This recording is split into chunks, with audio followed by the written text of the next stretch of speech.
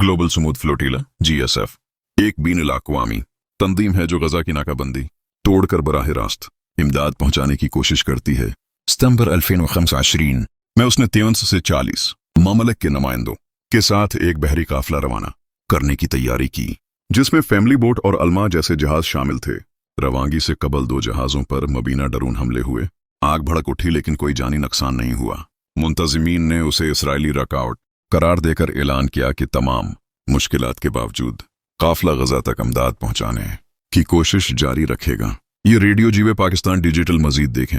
इस वीडियो में हमारे पास फिलिस्तीनियों और गजा के लिए बहुत से पैगामात हैं।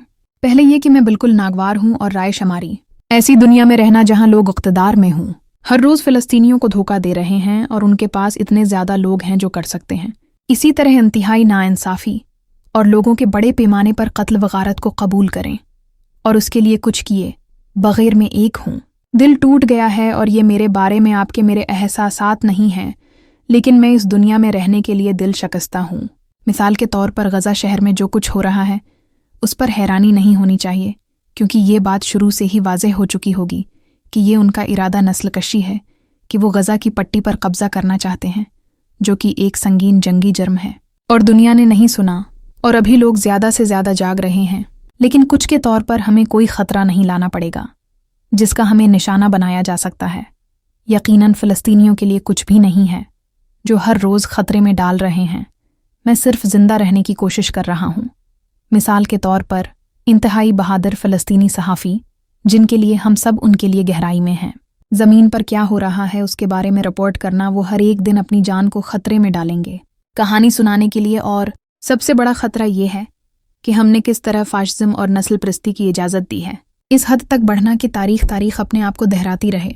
जो कुछ हो रहा है वो यकीनन फ़लस्तीनियों की फ़लस्तीनी शनाख्त पर हमला है, और वो फ़लस्तीनी कौम और तमाम गनती के लोग जिनके मसाइब को तादाद और गैर करारदादों तक कम किया जा रहा है, और वो मैं हूँ।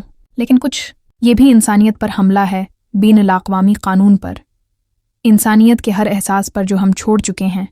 और ये एक बहुत बड़ा ख़तरा है, यकीनन, या ख़तरे में है। ये दरस्त लफ्ज़ नहीं है। हम सब के लिए ख़तरा है, या हम आप जो दावी कर रहे हैं वो लाइन में काम करना है।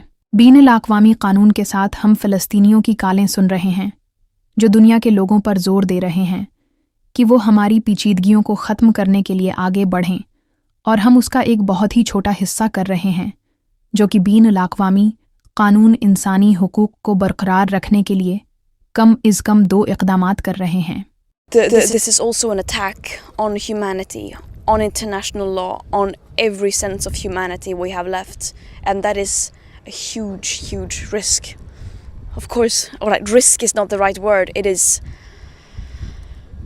a threat to everything we hold dear. What we are claiming to do is to act in line with international law. We are hearing the calls from Palestinians who are urging the people of the world to step up, to end our complicity, and we are doing a very small part of that, the bare minimum, to act to uphold international law, human rights.